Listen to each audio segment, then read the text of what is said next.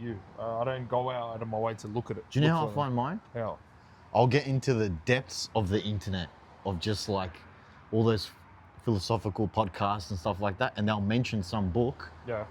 And then they'll always mention the main ones. Art of War, Dostoevsky, like all those ones. But they're niche, aren't they? But they're niche for a reason. I don't think so now. No? I think I've seen it all over TikTok. And do you know what was funny? I've seen something on Instagram, it was a reel, and it was like, don't date this type of guy. And he reads like Dostoevsky, drinks coffee, has tattoos, like that's exactly you. describing me. And I'm like, fuck, I'm really not being myself if it's on Instagram. There's like hundreds of guys like me. Well, who posted that? Was it a girl? It was just like one of those funny ones. Like, don't date this guy or whatever, you know what I mean? Seeing it probably shocked you, huh? Like, yeah, I'm like, what the fuck? Have you read Crime and Punishment by Dostoevsky? No, I haven't. I have. In war, the general receives his commands from the sovereign, collects his army, and concentrates his forces. Well, you would Go to page... Wait, you got a specific quote? No, I'm just going to go randomly. Let's go 23. Throw your soldiers into positions whence there is no escape, and they will prefer death to flight. Oh, it reminds me of... If they will face death, there is nothing they may not achieve. Officers and men alike will put forth their uttermost strength. You know, it reminds me of Attack on Titan. You know, when he speaks to his troops. Have you seen Attack on Titan? I watched the first season, and that's about it. Oh, there's an episode, I think it's the third or second season. He says a quote. It's unbelievable, Leon. Some of those anime quotes go fucking hard, man. I'm not going to lie. Because he has an army, and they're versing the Titans.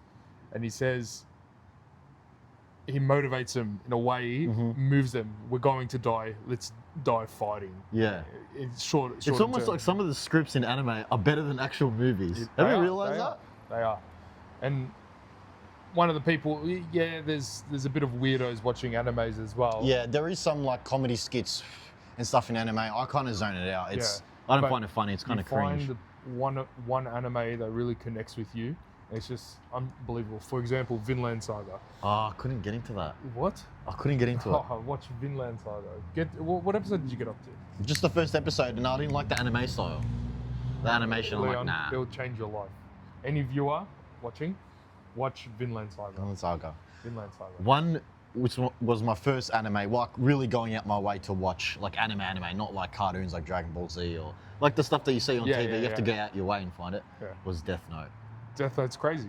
Death Note is like when you have the absolute power to kill anyone, and you can see Light just turn into this villain, but you still root for him, which is the funny part. You know what I mean?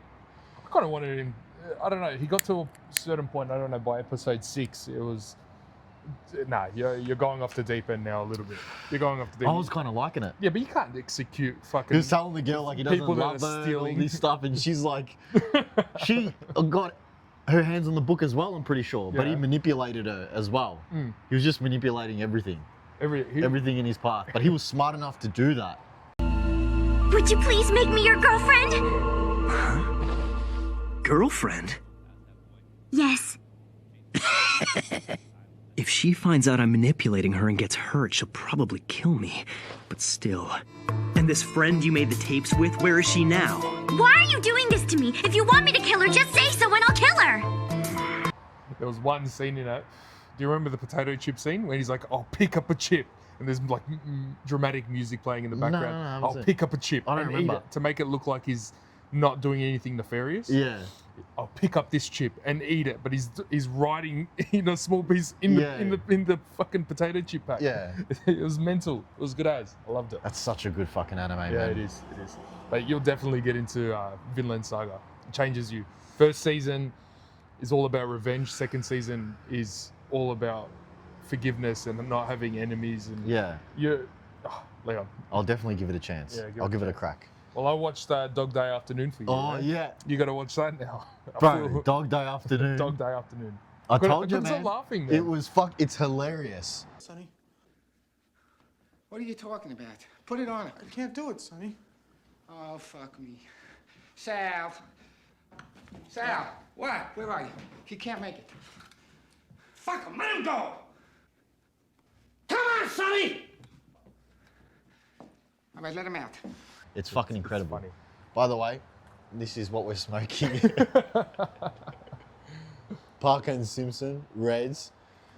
So we usually get double happiness, which is like fucking $15, but we've got these and they're $40, and this is Harsh shit. harsher. They're Yeah. real harsh shit. My throat's already getting My throat's fucked. dry as. My throat's already Makes me getting not fucked want to up. smoke, to be honest. After this cigarette, we'll go inside. We'll start it. Yeah, but the other book that I wanted to talk about was White Nights by Dostoevsky. And it's pretty much just short stories, but there's one story that stood out the most, was the one with Nastenka. I was telling him before we started recording this, she was pretty much the first, not the first, but like in books that I've read, this is like a really old book. She was pretty much, How'd you find this one? Just on Instagram? it was through when I was deep dive into philosophical podcasts, and they're talking about Dostoevsky, and they're like, you have to read White Nights, and it pretty much is talking about relationships and loneliness. So I forgot the main character, protagonist. He was extremely lonely. They made a movie about this. Yeah.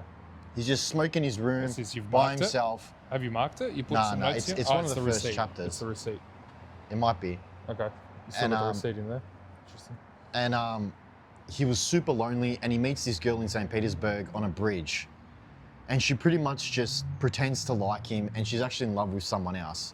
And she's leading him on, and he's falling head over heels for her. And he's not realizing that he's Is getting it played. just for a place to stay? No. No? She just loves the attention. Loves the attention, okay. And then after I read the book, I think my phone picked up that I was reading the book because it heard me verbally say it. And I just got all these reels saying like Oh, yeah, the Nastenka's- phones listen, don't they? Yeah, I'm like, Nastenka, which is the girl that was playing him, was like the first slut in the world. It was like 1800s. It was like the first. First slut. It's been around for fucking... I know, but Ridden they were- slut? Yeah, ridden slut. They were just making fun of her. You know what I mean? Yeah. And what happened to her at the end? Yeah, fuck it, spoil it. He pretty much just had heartbreak. I'm pretty sure, and He ended up but killing it himself. showed. No, he didn't kill himself. He pretty much was just so. It just shows if you're so lonely, you'll fall for anyone or anything. You know what I mean? And she was just using him for attention, and he's head over heels for her, and she's just giving him like little bits. Loneliness like can a little be bit. a very dangerous She was just thing. playing him, leading him on, and he was falling for it. So he'd go home and think about it all day and night. Fuck. And from her perspective, she was just like, whatever. It's just another guy that I met. Did he have a family or anything? No, he was just lonely. He was just a very lonely guy. Okay. It was kind of sad, but it's an interesting story. The sad ones always get me, man. What, the first girl he runs into, it's like, oh my God, this woman's showing me attention. He's been lonely for a long time, and then Yeah. he's just taking a walk in St. Petersburg, and then he runs into her, and then he just gets That's a manipulated. Russian book. Yeah, Ah. he's Russian, Dostoevsky. All the Russian Is he writing writers about are just, himself? No. No, he just surely creates these stories, and they're just super depressing stories, but they're creative and very interesting. How many books does he have? He's got quite a lot. He's got quite a lot, and there's a lot of them are good. A lot of people say, well, I think he's probably the greatest writers ever, but the names and the locations, he loves Describing spamming them. He's spamming him, and that's where you get a bit lost. You're like, oh, fuck, I don't know the name of this place. The name's too long. And You who seek an end to love, you who seek an end to love will yield to business. What the fuck is that? Does he describe the places well? he does. So you can close your eyes and visualize everything he's saying. Yeah. But okay. he writes pretty. It's hard to read his books. That's why it takes time, and his books are fucking thick. Yeah. So it just takes time. Read a couple pages a Is day. this one of his first works? Nah, not his first works. He has a lot. I'm not sure what his first works are, but he's got a lot. Well, oh, you're still smoking. Son, you know, once you start, there's no going back. With a rat race, you're pushing the stone. You remember that philosopher Sisyphus? Or syphilis? Or syphilis? Maybe it is, and he changed his name. He didn't like his name. He's like pushing the rock, but he's forever pushing the rock. And that's how he describes life. Why can't he just step to the side and let the rock fall down? But that's how he's describing life. He's forever pushing it uphill. It's his responsibility. It's forever a battle. That's what he's trying to say life is. You know what I mean? And what's at the end of it? Is there a hill? The top, the pinnacle? There's probably some rewards as you're going up. You know what I mean? Some cute girl comes up to you. Hey, you're pushing that rock. Let me help you. Then you're like, it's a pretty big rock. I don't know if you can help me, but you can tag along. Like random shit, you know what I mean? In life. Like that, yeah. They're the benefits that'll come with it. You know what I mean? And then somebody will feed you some fucking... You start up a family, they start pushing the rock with you. Yeah, exactly. You start going up. Man, you start a barbecue, you're pushing the rock. Yeah. you keep going. The kids grow up, they move on. The kids, and then you keep pushing that rock with your wife. Yeah. God forbid your wife ends up dying, you're pushing that rock by yourself. You're still pushing the rock. Still pushing that fucking rock. You're in the grave, the rock's on you. It's got your casket, the rock's on top of you. It's so true. You're still pushing it when you're dead. yeah. It's a forever battle. It's your rock. It's your rock. Syphilis, mate. He fucking changed the game. Syphilis has got it. He knows what he's talking about. He's a crazy philosopher, man. A lot of these... What's his actual name? Sisyphus. It's just hard to say the way it's written and stuff. Yeah. But yeah, that's an interesting concept as well. Yeah. But that's what all these philosophers like Marcus Aurelius and stuff, when they're describing their philosophy and the conversations they have, it's all conversations. What they're describing just say hundreds of years ago, it's still happening now. Yeah, it's like the same thing. It's human beings 2,000 years ago. Yeah, it's the same. But it's crazy when you do the comparison, like the people that they're dealing with back then, it's the exact same now, just with a phone and internet. Yeah. You know what I mean? I think that's the scariest part. It's more dangerous now. Yeah, pretty much. The fucking crazy ones start getting out there and they can talk. Yeah. Like us. Like us, yeah. We're crazy. Maybe we are, like a little bit. I feel like you need a little bit of crazy kick. You do. Well, what's that madness one? Oh, I saw a video. It's saying you've got everything figured out. Mm-hmm. Everything figured out. But you're missing one thing. What? Madness. Madness. A man needs a little bit of madness. Do you know which... There's this it's one... called Zohar. Zohar's a Greek. Damn it, boss. I like you too much not to say it. You've got everything. Except one thing. Madness. A man needs a little madness, or else... Or else? He never dares cut the rope and be free. Zohar the Greek, yeah, it's a movie. I'll add it in. I'll film. But there was this one clip, and my cousin sent it to me in Macedonia. We'd have these talks as well. He has a lot of value. He's a very great person. And he was talking about Joey Diaz. I'll add the clip. It's the funniest clip ever. He's like, you got to do something. You got to drink a lot. You got to work a lot. You got to be addicted to something. You got to do crack. Do something. You got to do something in this life. Don't do that. But he was saying like, you have to do something. Yeah. What worked to me is you got to do something. You ever meet somebody that don't do nothing? Yeah. You meet somebody that don't do nothing. They don't do nothing. They don't date. They don't do drugs. They don't play checkers. They don't do nothing. How long do you like those people for? You don't. I like people with a little bit of edge to them. They got to do something. If you tell me I don't like alcoholics, but I love heroin, I'm in. If you tell me you suck toes for breakfast, I'm in. You got to do something. You know what I mean? If you're doing nothing, then you get nowhere. Be a drug dealer, get fucking somewhere, make some money, then have some fun. You got to do something in this life. Yeah, but you try to do the positive things, obviously, to help. Yeah, he was just being super aggressive and like comedic. But I understand what he's talking about. But the point he was trying to get across was just do something. It could be anything. Or they'll fight loneliness. I guarantee you'll run into people with the same thought process as you. Whatever you're trying to do, you're going to find people that want to do similar things to that, and you're going to run into people. There was this one rapper, he had to interview Young Lean, and he was talking about life, and he was saying how like it goes up, then down, and up and down. And this guy's got money, he's famous, and he was saying like... The youth.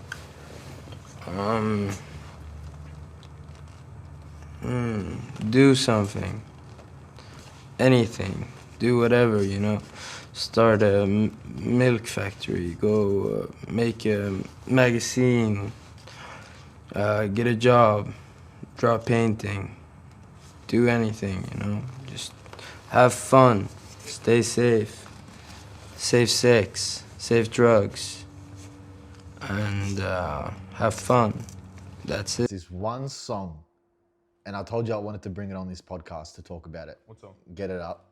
What's it called? Aziz, A-Z-I-Z. I know what it is. My dad says this guy's a poofter, but his music, if you're Balkan man and they hear this song, they're jumping out of their seat and they're climbing the walls.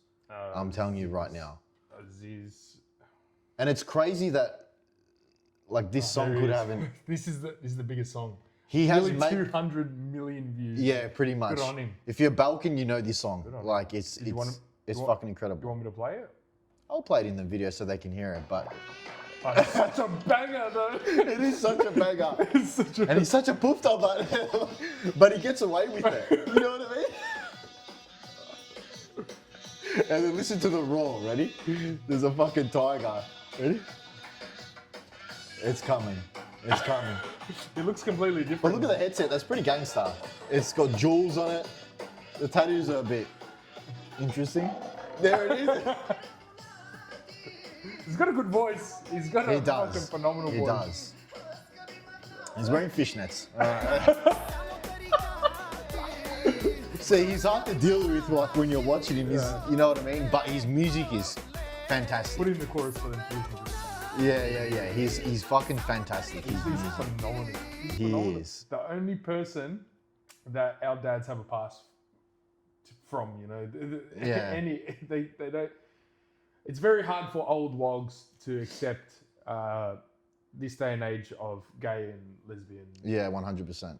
But he is the only one that they let him in the group. They accept him into the group. Yeah, straight away. He's the only one that he's all right. You know what I mean? Instantly.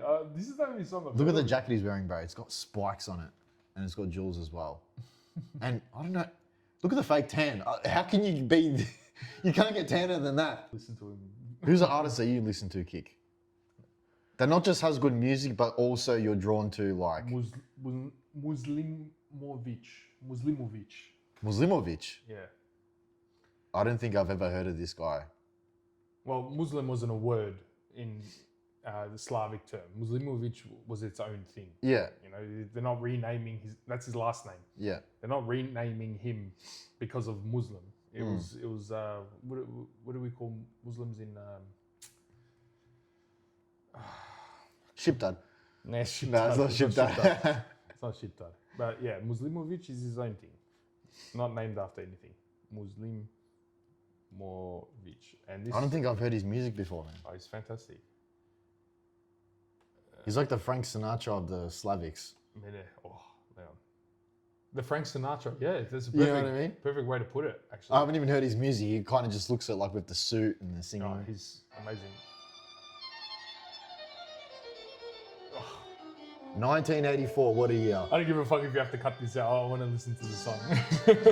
Come on, man. I'll edit it in. We can hear it. I want the viewer to listen.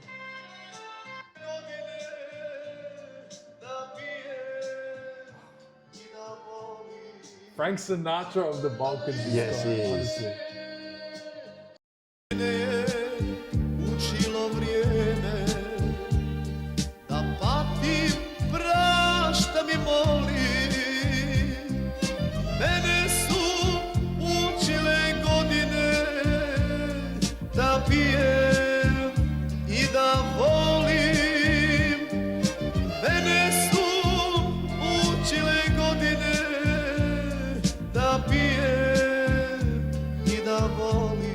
Risky step. Like one morning I woke up and I saw, I'm a collector for cards. I saw a card worth 9,400. What card was it? It was a Gol D Roger card. Yeah. Alternate art. I can't remember. One Piece or? One Piece, yeah. One Piece. And it was valued at 9.4 and I woke up one morning and I'm like, fuck it. Yeah. And I just dropped 9,400 on it. That's a lot of money as well. It's a lot of money. Yeah. And I said, fuck it. Why not? Why not? Seriously, why not? I'm always going to have this job. I'm always going to have money to pay rent and bills anyway. It got to a point where it started rising, climbing. And I'm like, fuck it. I'm glad I took that risk. I'm glad I took that risk. I bit the bullet and I spat it back out. Yeah. You know, it didn't go through me. And I feel like as time goes on, I feel like different niches like anime, One Piece, maybe if you're watching it when you were younger or whatever, yeah, the normal person wouldn't know what it is. But now because the internet's really blown up and the cards and Pokemon cards and Yu-Gi-Oh cards, it's a common thing now. People are trading cards. Logan Paul's got his Pokemon card worth 100,000 or whatever. What, 200 years ago it was art. Yeah. And now it's collectibles. And who would have thought it'd be from a show? Yeah. Like anime. Yeah. And that's like the most valuable. Pokemon. It's up there when it comes to card collecting, like Yu-Gi-Oh, Pokemon, like baseball cards and whatever, all that other stuff as well.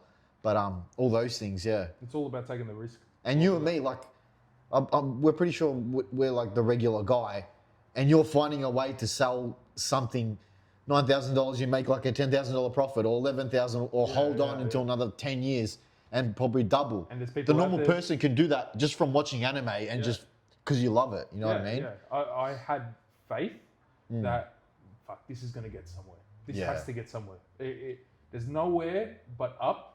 And I've done all the research and all that, just because the most profitable thing right now, well, it was 3 months ago, the most profitable thing to invest in was One Piece cards. Really? That it came out in a post. It's not the stock exchange. Why though? One Piece, dude. I have no idea. Is it because the show just got a lot of traction and there's a lot of viewers, or just? It was just because really, it's just rare. It was just really popular. But it overtook the stock exchange. Yeah. It took it over crypto. Yeah. It was, and this was before that. I think there are those anomalies, man. Yeah, and you kind of have to see it, and if you see it, just fucking go for it. Go for it. Yeah. Go for it, for sure. One of our mates, he wants to get an old school Beamer from the 90s. And he wants to take that risk of like, I want to buy it, I want to repair it, I want to drive, because you don't usually see it on the street. But Kick, the next 20 years, they're going to think that car's like from the 50s, Correct. like the next generation. And they're now going to be like, what the fuck is the that? government's pushing everyone Electric to use cars. Electric cars. No one wants electric cars. Watch these old school cars from 70s, 80s, 90s. They are going to be worth a lot of money. I wanted to buy a Mercedes-Benz 1962 Jesus. DE. It was the car my grandfather had. Yeah. A light blue color. Uh-huh. And they ended up selling it. It reached 1 million kilometers. Fuck. 1 million kilometers. And they had a deal back then. If your car reaches a Mercedes-Benz, I don't know if it's still on now. Say the name of the car so we can get a photo up. What's it called again? It's a Mercedes-Benz D series. Okay. D series. DE 290, I think it was. It's a 290. very rare car to find. Yeah. Anyway, Mercedes-Benz had a deal. If your car reaches 1 million kilometers, they'll give you a brand new car for free. Fuck off. I swear. Really? Look it up. But it's still like usable, like drivable. It's still usable, drivable, yeah. They'll give you a new If one. it reaches 1 million kilometers. I've never heard that in my entire life. Yeah, it's my dad told me about it. Well, yeah, when you see the electric cars now, bro. It's garbage. Oh my God, I saw a Cybertruck video. Dude. And they were taking it apart like paper. When you look at just say a BMW from the 90s or early 2000s, the interior, there's an ashtray. I'm not saying you have to smoke, but just those little gadgets or whatever, the leather, it looks fucking beautiful. It does. Mercedes, BMWs, old school Audis, whatever they are, European cars. Now when you see, I'll put a clip in of the fucking BYD or whatever the electric cars are now, lifeless.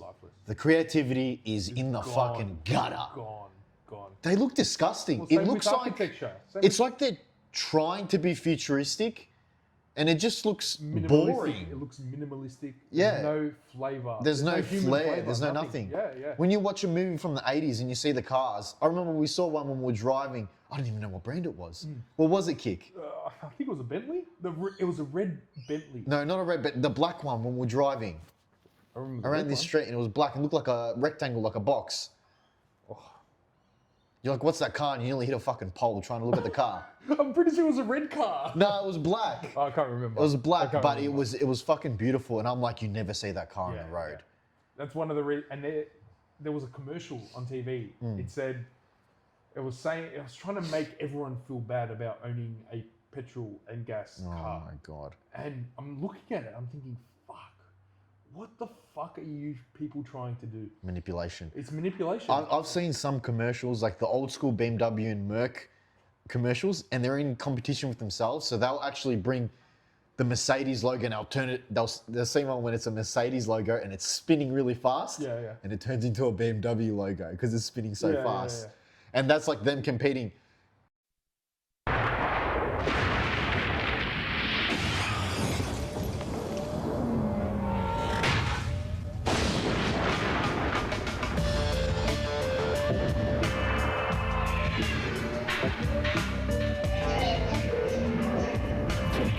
Presenting the BMW 7 Series, a luxury car with the soul of a BMW, the ultimate driving machine. You see now in the commercials, it's the most boring, mundane commercials ever. It makes me not want to. They try and get a catchphrase and like yell it in your ear so you remember it, and that's all they do. That's the creative process. It's fucking And it's just garbage. like, okay, wow, they really made it look cool. Want to drive this car? So back to the point, I want to buy the same car my grandfather had, and I want to do it up with my dad. I want to do it up nice and clean, polished, absolutely gorgeous car. So when you're driving down the street, you feel it. And I feel like we're not really into cars. No, we're not. But I'm not. But I'm not either. I just love BMW and I love these cars. And maybe it's just guys that love their toys or whatever. But I don't know, just that old school just feels rugged. Like I'd love a muscle car. Yeah. But a muscle car's 200 grand. Like an old school one. Yeah. Like the Dukes of Hazzard one, you know what I mean? They're going up the hill and shit. Imagine driving down the street with that. It's just loud, you know what I mean? Yeah. Not like obnoxiously loud, but like not nice hooting and loud. shit, No. Yeah. But like a really nice one. Yeah. But you don't get that here. Maybe in America, they're pretty affordable. I feel like in the richer parts of America, there's definitely those olden car style collectors. Yeah. But in here, I see a lot more people now as the days go by, weeks go by, years go by. I see more electric cars on the road than anything. That's the future, man. It shouldn't be. It shouldn't be. You should be. There's some things if you're that so are... worried about the environment. Yeah. You should be focusing on the corporations that a lot of waste. They produce a lot of fucking waste. I read in a study, the recycling bins everyone has, it only consists of 1% of the recycling needed for a net, like a net zero. 1%. Yeah. Corporations are the other 99. Ah. So you focus on the corporations that produce the majority of the fucking waste. Yeah. Focus on them. How are they dealing with it? I know there was a car dealership or some kind of thing in the city, and they had a drain leading straight into the river, the Yarra River. Yeah. That's how they were getting rid of their waste. Straight in the Yarra River. It was just coming up. I didn't know that until now, man.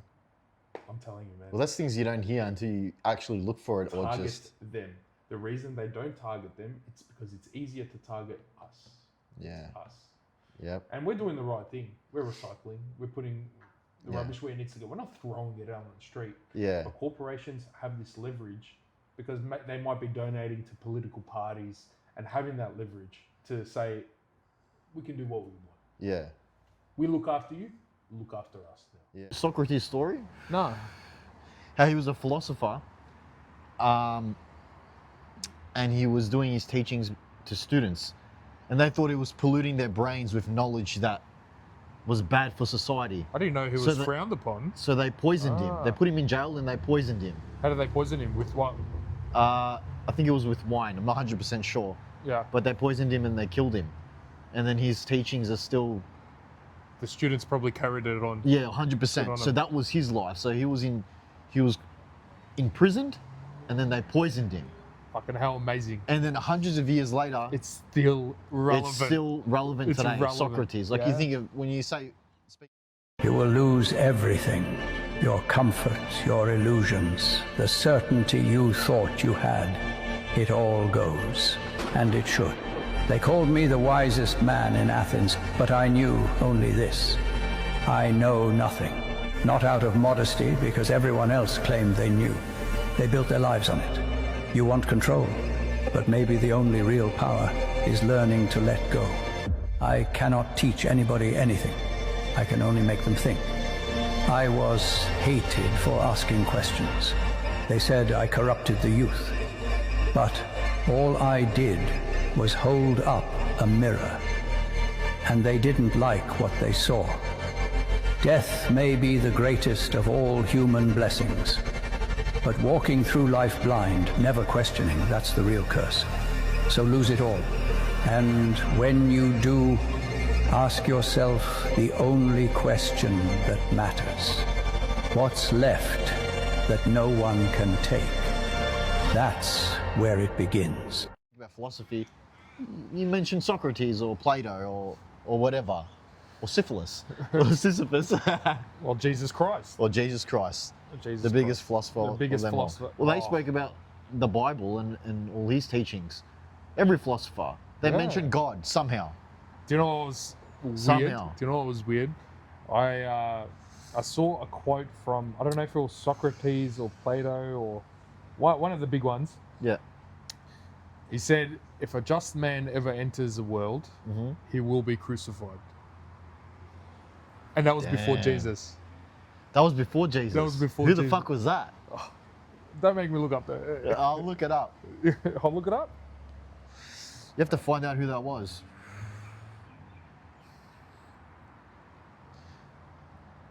Who was the philosopher? Even with Marcus Aurelius, his biggest book, his most famous book, Marcus Aurelius Meditations, they were all journal entries. And it was Plato. Oh, it was Plato. Plato. They found his journal entries after he died, and then they released them, and then they made the book Meditations. So they were just his journal entries that he was writing to himself, and he told everyone to burn them. And he was a king as well. He was a king. Think about it. And his son, I'm pretty sure, was a martyr. Like he was reckless, slept with women. He was the complete opposite a martyr of Marcus. I think a martyr means if you die for... You know MW2 martyrdom? Like you just throw, after you die, the grenades there. Oh, he just didn't give a fuck. Was this before or after he did his teachings?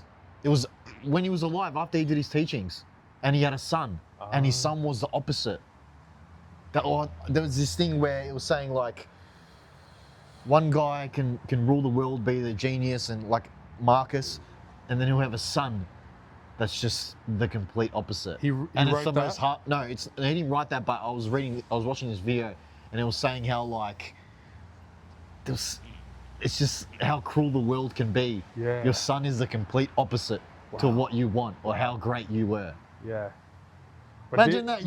Marcus Aurelius didn't view himself as great or anything. No, but by society and like the world, you know what I mean? He was probably one of the greatest rulers of Rome. And then his son's just, he doesn't give a fuck. He's just sleeping with women, he's into the games and the and did fighting. Marcus ever take the opportunity to speak to his son?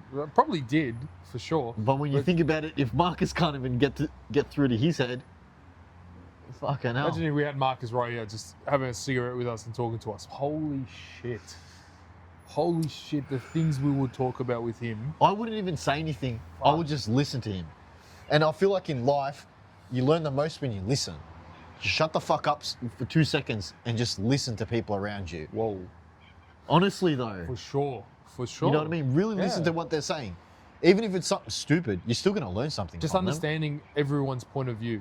Yeah, you might not agree with it, but you might get a little snippet of what they're actually trying to say, and it'll make sense to you. Yeah. Yeah, for sure. Or if they say something stupid, you're like, okay, that was stupid. Why did they say that? Or what do they go through life? What education do they have? Or maybe they're just not switched on. And you still learn from that. You learn from everything.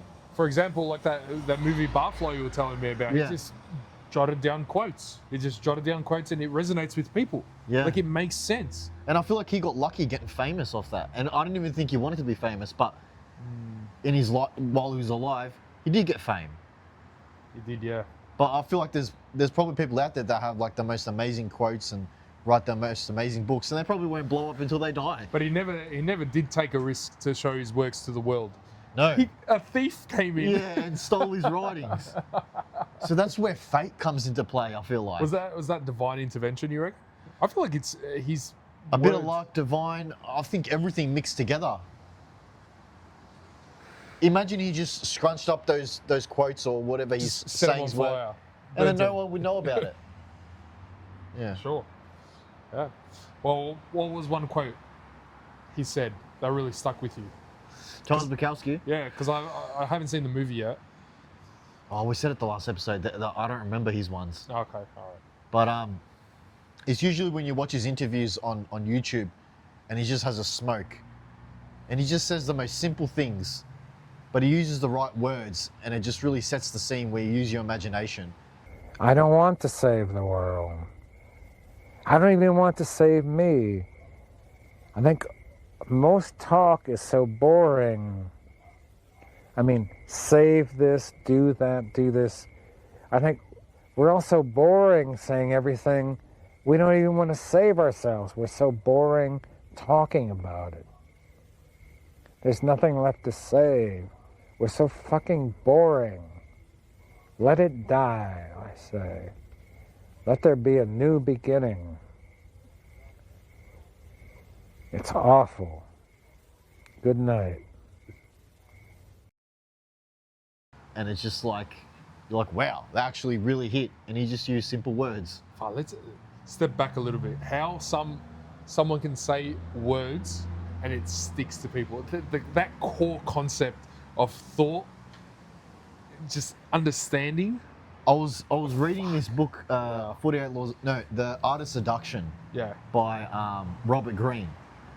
Pretty much talks about seduction, but it's not picking up women and how to have sex, blah, blah, blah. It's more like the greatest seducers in the world, and there was Casanova.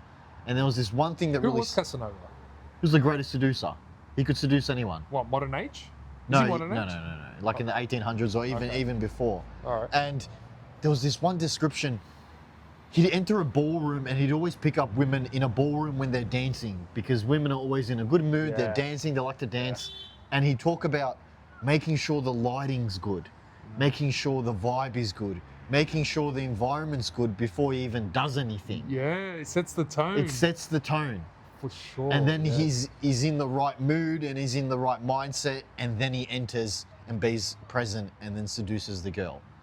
There's like I haven't thought about it. There's like an art form to it. And in Art of Seduction, it has everyone,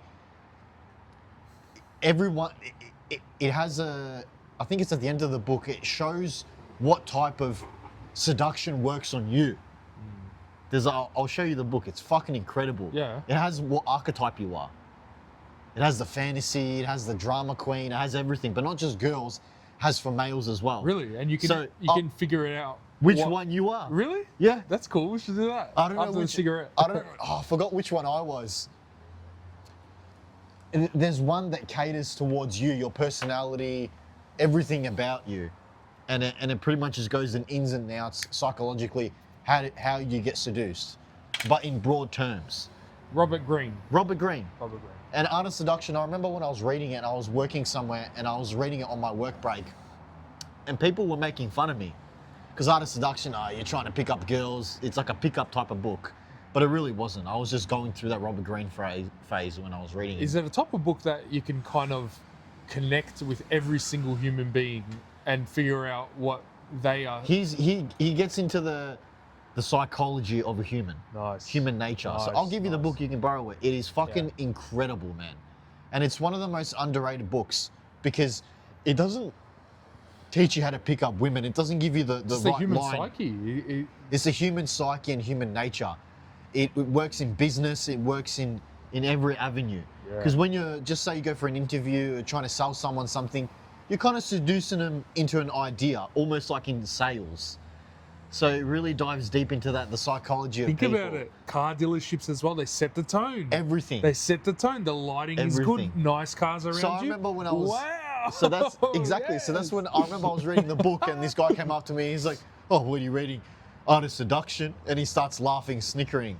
And I'm just going about my thing, keep reading it. When you're renting a house, guys in a suit, nice, clean, speaks clearly. Yes. Everything's image, your vibe, how you present yourself. And it's almost like... I haven't thought about it like that, yeah. It's like when you say certain words and you want to see what goes through into their head and seeing what lands and what doesn't work and trying to find out what type of person you're dealing with. Yeah. That's even like with girls. You're trying to find out what type of girl you're dealing with. Yeah. Airy-fairy, hippie girl, more reserved, more whatever, trying to find out what archetype they are. Yeah. That's the same with you, trying to find out like, I guess when a girl's picking you up, they're trying to figure you out. Yeah, you know what I mean? Yeah. That's why you give them mixed signals. They don't know what they're dealing with. But yeah, the human nature is, that's why I've got so many books in psychology and human nature, because I find people fascinating. And I feel like it's hard to read people and understand people. Yeah, it is. It is. Because some people give you nothing, you know what I mean? And you need those social skills to survive. To pick up on certain aspects of what and they're to presenting. survive in the world. Yeah. And you can read 100 books. You can read all of Robert Greene's books. But until you actually talk to the person and you actually implement what you're reading in the book to real life, that's when you learn. And you reckon a narcissistic trope is someone that can hide those traits really well? No. I've dated a girl that had narcissistic traits. If you're smart enough and you know yourself, you'll pick up on them because you know something's not right. Okay. You know in your gut something's not right when you're dealing with them. Yeah. You know what I mean? Fuck. You would know. Or if you don't know, then you'll date them and then you'll go through hell and you're like, what the fuck's going on? They're abusing me and I'm dealing with it. Well, you're you're dealing pushing with the it. rock on your own. That's it. Yeah. Fuck. You're dealing with one of those people. Well, how can people... And it's all linked to trauma. That's why they're like that. That's why we're... The narcissistic quality? If you're a narcissist, or even if you're whatever archetype we are, it's all from your childhood, which shapes you who you are today. That's all it is. All right. For example, what specific things do you need to go through to become a narcissist then? Well, a lot of it's abuse from your parents, negligence, like maybe there's a girl that you're dating and there was a lot of drama that shit dad, shit mom manipulate them, and then they carry that into the relationship with you. So they think you're going to do those things, so they react to create the drama, and that's how they see love. How they're loved as a kid, it could be through abuse, is how they're going to love you. And how do you fight a narcissist? Not fight, just straight from them. You just don't date them, bro, altogether. Just don't bother. If you are dating one, you like her, or you like him, you're kind of digging yourself a hole. Then they have to understand what they're doing wrong. A narcissist, my experience, they will never understand. As long as it benefits them, they don't give a fuck. And a lot of them actually make a lot of money because they're very driven. And I remember I was dating a girl and she learnt me from front to back. She learnt everything that I liked. She learnt how to play chess really good. She read the same books as me. She bought the same book, started reading it, started saying the same quotes that I liked, all just to get inside my head. I'm thinking she's the love of my life. When really she's just using this to gain control. That's what they love. They love control as well. Narcissist, man. Well, when you... Keeps the world going around, I guess. Yeah, there's control in every relationship, you know. It's okay to have some control, you know what I mean? Everyone's a bit insecure. Like, that's normal. You're a fucking human. Yeah, definitely. Definitely. Fuck. But there's a whole different layer. And I feel like I've dated enough girls where I fucking see through it. And to me, it's interesting. You know, I mean, it's fun, but you want to avoid it at all costs.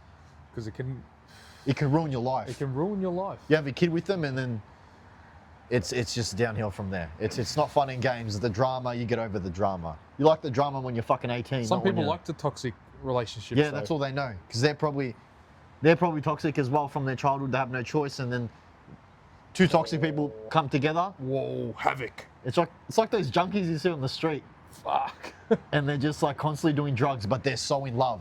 And they're constantly fighting and just, you know what I mean? That's love to them. And that you could explain what we're talking about to them, and they're not going to understand. And what's a good quality then that you see? In people in general? Or in people. I think honesty. And I feel like as you mature, I become more honest and not give a fuck. And my reception's pretty good. But not like a dick way. Like, you're just being honest and like genuine. And then they're like, oh, okay, yeah, he's... I remember I ran into a girl that I was being completely honest with her, and we connected on that honesty. It happened. Because sometimes it works. Certain girls... It really does. Like, I feel like a lot of guys have to play like this certain role where they're not being honest. And they have to play this certain macho, whatever. But then when you just be yourself and you just cut the bullshit. Obviously, you keep some information out. Yeah, with the right girl, they're going to be like, oh, this guy's fucking genuine. If they're at the right place in life, they'll like you. A genuine human being, Yeah. Yeah, for sure. For sure. But some girls don't want that. They want the fucking the bullshit. So give them the bullshit. Have fun. Have fun. But you don't have time for that. I don't have fucking time. Not now. I don't have time for fucking dealing with Not that type now. of toxic relationship, narcissistic Once in a relationships. while. Nah, not even then. I don't have time for that. Nah. Like everyone's got their own shit to deal with. Why add more shit to the pile? Yeah, 100%. Please. Like when I hang out with you, I feel like you're adding value to my life somehow. Laughter, creativity, just spending time together. Yeah. It's just good value. You want to surround yourself with people that provide value. Yeah. and Why would you want a girl that's narcissistic? Why? Some people fall for the pussy, man. Some people like it. There's more pussy out there. I know. There's more pussy. But then it see links back to loneliness, and then some guys are just like, you know what? She punches me in the head, but you know, the sex is good. I kind of like it. I kind of like it. I have no choice. I kind of like it now. No. If a girl ever fucking hit me, I'll just look at them and question. Make them see what they're doing is wrong. Just say God bless, say a prayer, and then fucking walk away. Amen. Amen. Today, there's someone out there for you. It's not me. Simple. Yeah. Simple. Pretty And then much. they'll start going crazy. Start spamming your phone. Yeah. Telling you that she's A part pregnant. of my ego kind of likes that, but then I'm. Part of my ego likes that, but then I'm like, this is fucking a lot, man. This is too much. I don't know about that It's one. way too much. You also have to think about the people closest to you. How's it going to affect them? Yeah. It affects everything. Your family, friends. It's just not really worth it. It's not realistic. It's not realistic in the grand scheme of things. It's all a fantasy. It's all imagination. It's a fantasy. And There's people also like to stick in that fantasy. There's a little another bit, archetype where it's the fantasy where you create this relationship where it's kind of not real. Like it's like a push-pull dynamic, and it's just not realistic. You're not getting anywhere. You're not getting anywhere. You're not getting anywhere. You always want to be moving forward in life, constantly moving forward. Occasionally you have the down times as well, playing PlayStation or hanging out with mates. You can play some Call of Duty. It's okay. You're gonna live. Yeah, it's fine. You're not spinning your wheels. You can go on and play a little bit. Don't let the wheel spin too much. Yeah. You see it before it happens. Yeah. See it before it happens. Catch on to it and do something about it. A lot of people we know, that wheel keeps spinning for them. That wheel keeps spinning, and They love the wheel, man. It's spinning. It's almost like a metaphor for the rock, pushing the rock up the hill. Yeah, That's their rock. It is. It's their rock. You got to find your rock and what you're pushing. Hopefully, it's not a narcissistic girl. But the rock also means you're only pushing one rock. You're not bouncing in between rocks. The rock is supposed to be your purpose in life. Yeah. And you're pushing that. I talk about The dark web. dark web. I remember when it first came about, it was like 2014, 2013, we were in school and we just got the laptops. They gave us laptops to have. And we went on like the VPN and we were scrolling through it. I remember we were so scared to actually stay That's on the it. reason why it's called the dark web, yeah. What happened with you? What did you purchase? Or what did you get? It was years and years, probably 11 years. Please tell me. I can't remember. You do remember? I don't. What did you buy? I had to download a different browser called the Onion browser. Yeah. I didn't buy it. I downloaded it. I think I've heard of this. Onion browser. I didn't have a VPN on. Complete idiot. You need a fucking VPN. Yeah. But once you enter, you go on a specific. It's not a website. Mm-hmm. You get different kind of URLs to access it. Yeah. And if you want to purchase certain things, I can't, Leon. I don't remember honestly. You can purchase.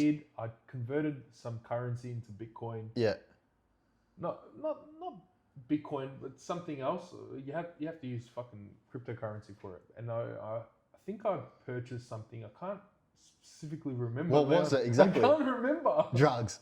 Nah. Drugs. I remember there was someone that we knew, I'm not going to say the name, but they would buy drugs through the dark web and they'd sell it and actually get it. They would get it. Legit stuff. How would it pass customs though? There's probably a way. And I don't know what address they would send it to as well. They'll probably send it to a PO box or a post office or whatever, and you just pick it up. Yeah. But there's some crazy shit, man. I remember when I used to watch this Indian guy, Ordinary, I don't know what his name was, and he'd react to the dark web, or he was on it, and he'd find creepy videos. Have you seen him? He's like an Indian guy. No. And he'd just go on the dark web for like hours and find the craziest videos. Like people like. And you would post that. What's it like snuff film? Snuff that's videos that's where torture. they kill someone Yeah. on live, And and you watch it. Oh my god, I've seen something like that. And then people watch it. They pay money like a normal Twitch live stream, and they say, "Do this to her, $100." You know. I have this story. Or him, or whatever. Yeah. Crown Casino, the secret floor. The mahogany room. I don't know what it's called. It might be called that. I was working at some place and we're at reception, and the girl was telling me about this place. And she's like, there's a secret level in Crown where to get in, the buy-in, it's where you play poker. It's mahogany, man. It's the mahogany room. Is it? Yeah. So you play poker, but they're gambling millions of dollars. I know people that... To enter it, it's $1 million buy-in. People that put their house. They got it in and they've lost everything and they've said, I'm doing my Let me house. finish the story. Wow. So it's $11 million. It's $1 million to break in. So you go in the elevator and then you get a secret pass and you go like below Crown, and then you go in and then there's like a bunch of hallways where you gamble, and then there's rooms where you can kill yourself. No, there's not. Yep. I thought that's fucking stupid, right? Why would they have those rooms, especially under Crown? We're talking about this story. Then there was a girl that was practicing to be a nurse. She was walking by and she was eavesdropping on the conversation. She's like, yep, the story's true. I had a friend, and she just comes so casual and starts talking about it. She's like, I had a friend that was an escort and she was working with some guy, and she actually went on that level and actually seen it. She didn't see anyone kill themselves, but she said the rooms are very real. But how can you just go in there and kill yourself? I'm sure there's... They probably gamble their whole life savings, thinking they're going to double. But wouldn't the police get involved? Isn't there some people that love this person? And I have through? I have no idea. No, there's a lot of discrepancies there, though. But I think there's a lot of rooms like that, or like a lot of these dark areas in the world that definitely exist. And the only way you can get in is if you have money, or you just have the connections or something. Bohemian Grove. Oh, I've seen that. Have you heard Where of like the president and the American president It's have all gone there. well-established people in society. It's kind of like the movie Eyes Wide Shut. Pretty much, yeah. Correct. But there's so much footage of the place. Yeah. And there's actual videos leaked of like them doing the ritual and like the Epstein Island and then them doing rituals. Alex Jones swam across the water. Oh, did he? I think he swam across the water. Yeah. To go there. Yeah. And he got some footage of what the fuck was going on. Was that Alex Jones that did that? There was Alex and Tyler Oliveira as well. Those two. Jesus. Yeah. Tyler Oliveira went to Epstein's Island as well. Yeah. This was after the bullshit happened, but so did Alex Jones. And Alex Jones speaks a lot of crazy. I thought he was a crazy, but then there's some things that come out that he spoke about. Yeah. And there's that connection there. Yeah. So what the fuck is happening here? I remember, I don't know what age I was. It was like 2012 or 2013. And my parents bought some pirated DVD and it was talking about 9/11. And it was like, you get this DVD like on the street or at a market and it's like someone made it. And it was like the most polished conspiracy theory movie I've ever watched. Wasn't on YouTube, wasn't on nothing. It was like they made it and they were giving out the DVDs. You still have the DVD? I have no idea. This was like 2012 or something. Whoa. And I was watching the DVD and it was just saying how like the steel beams, how they didn't melt and it was the demolition. Well, how the steel beams were like cut. Yeah. It was weird. But and then there was like little pockets of explosions in the building when the building came down. So it was like a controlled demolition. Yeah. It wasn't actually the planes that brought it down. I wouldn't put it past. I wouldn't put it past the DVD that you're talking about. Like, yeah. Honestly, it all sounds sketchy. That 9/11 is probably the biggest conspiracy the moon landing, even fucking JFK, Tupac being alive. Hang on, even JFK. You know JFK? Oh, that one, yeah. The shot. The shooting, there yeah. was 2 shots. Yeah. One, the guy in the back seat shot the gun. So the thing is the footage isn't clear, so it's so hard. It looks like he's doing that and he's pointing it. Yeah. Pointing it at JFK and taking the shot. I look back at it. Yeah. Because people were talking about it coming from the grassy knoll, like the little hill. Yeah. But the shot came from behind him. Yeah. There was one of the Secret Service people in the back seat, under his jacket, holding the gun, pointing it out towards his head. Bro, this conspiracy theory stuff. Yeah. Put the video. It's a bit graphic, but if you ever get a chance. Yeah, I have seen it. Yeah. Have you also seen the leaked files of Osama bin Laden and what he watched and what his favorite thing was to do? No. He loved Katy Perry. Or I think it was Lady Gaga or Katy Perry, and he's doing karaoke and he's singing. No way. And it's a real video. I swear on my life. Can't read mine, no you can't read my poker face. Can't read mine, no you can't read my poker face. Can't read mine, no you can't read my poker face. Poker face, mama, poker face. Mama, poker face, mama, poker face. Mama, poker face, mama, poker face. Like they're in this place. Hold them, let them hit me, baby, stay with me. Wish and play it cause it's a pure stuff. After he's been hooked, I'll play the one that's on his heart.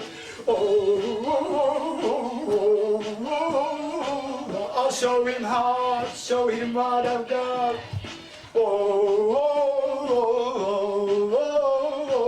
I'll show him heart, show him what I've got. Can't read mine, no you can't read my poker face.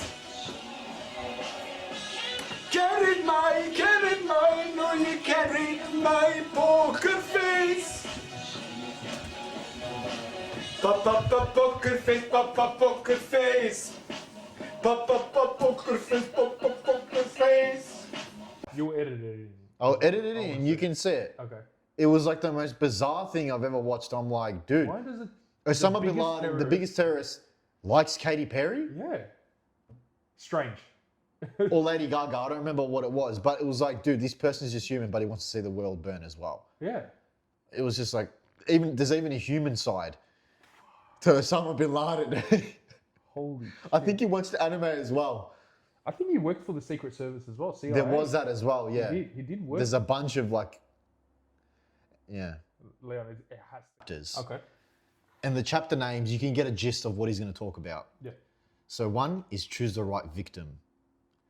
2, create false sense of security approach indirectly. Send mixed signals. Appear to be an object of desire. Create triangles. Create a need, stir anxiety and discontent. Master the art of insinuation. Enter their spirit. Create temptation. Keep them in suspense. What comes next? Use the demonic power of words to sow confusion. Pay attention to detail.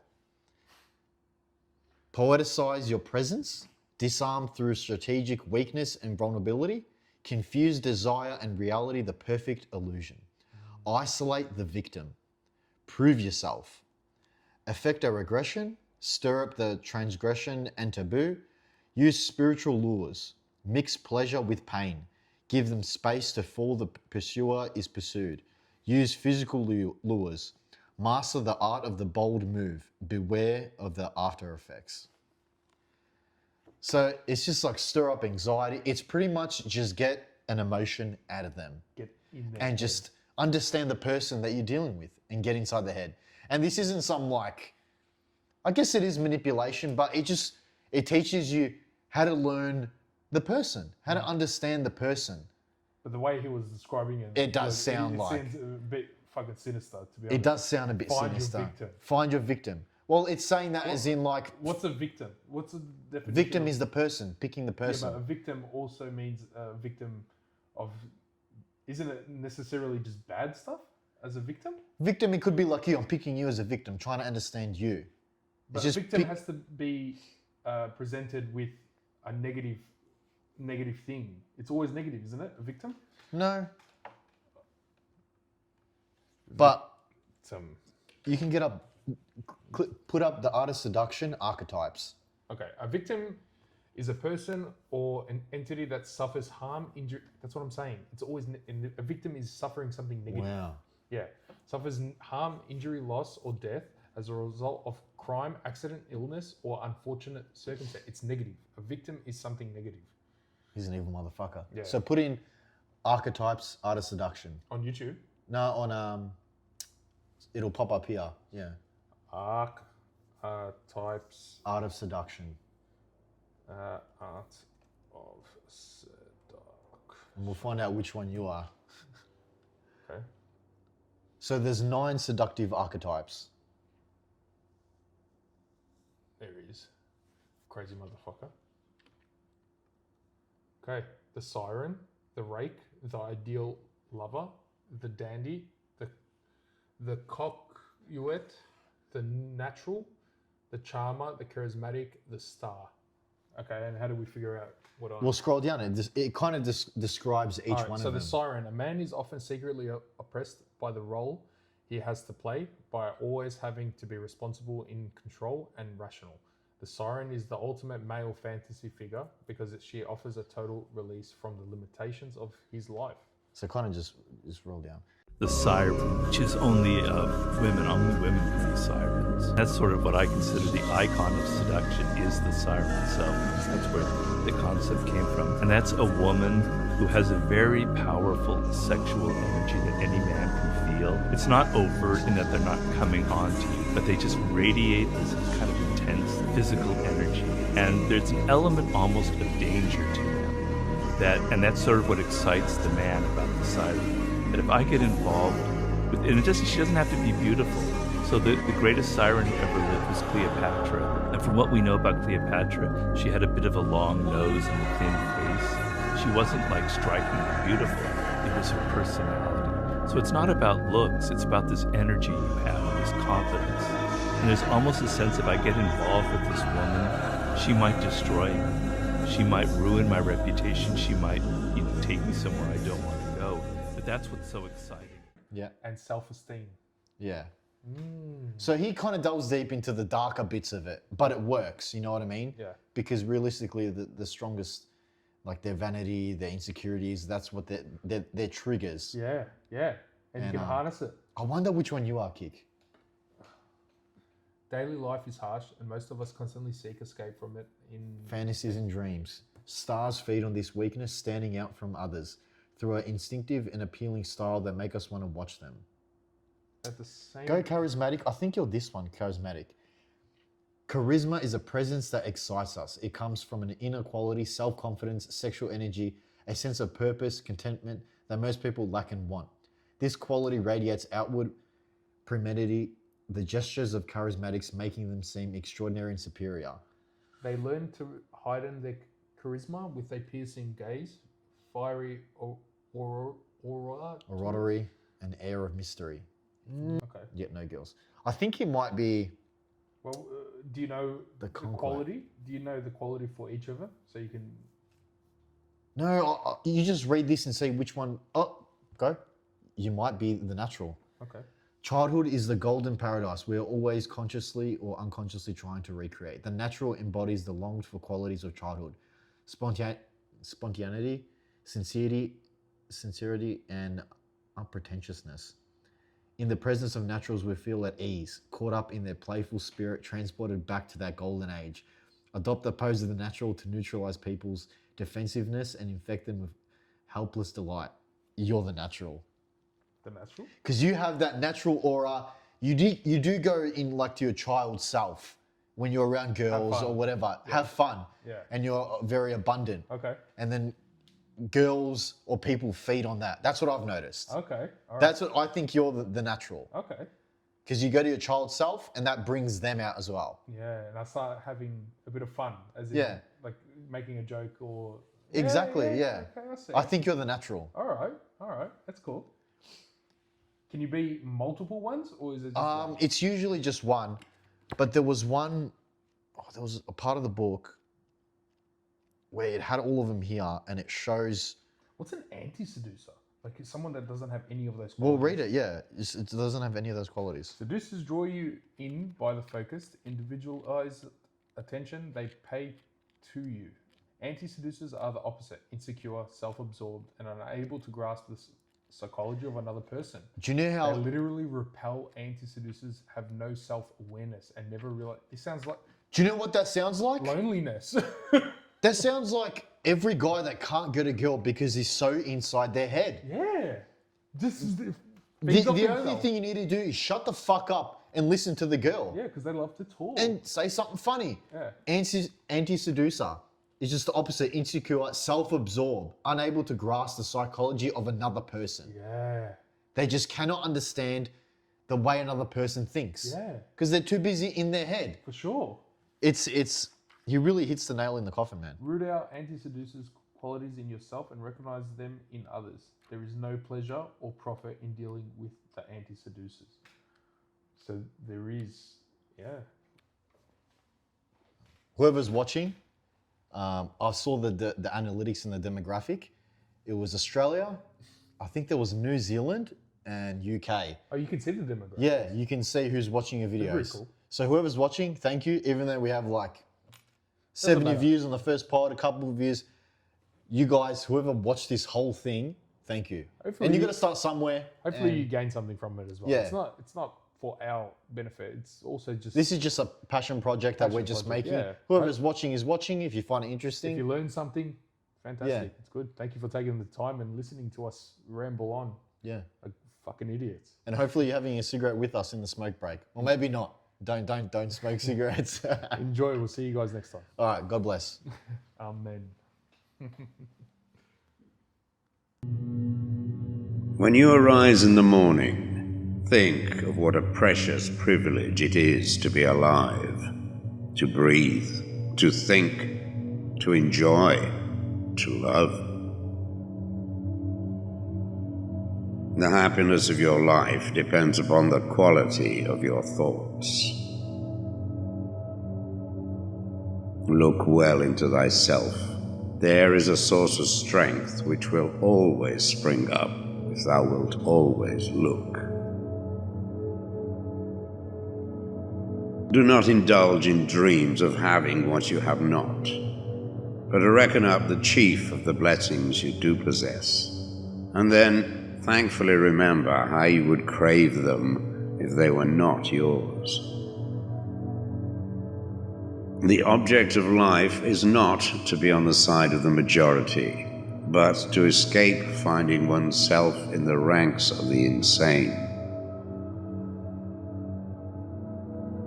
Here is a rule to remember in future when anything tempts you to feel bitter. Not, this is misfortune, but to bear this worthily is good fortune. Accept whatever comes to you woven in the pattern of your destiny, for what could more aptly fit your needs? You don't have to turn this into something. It doesn't have to upset you.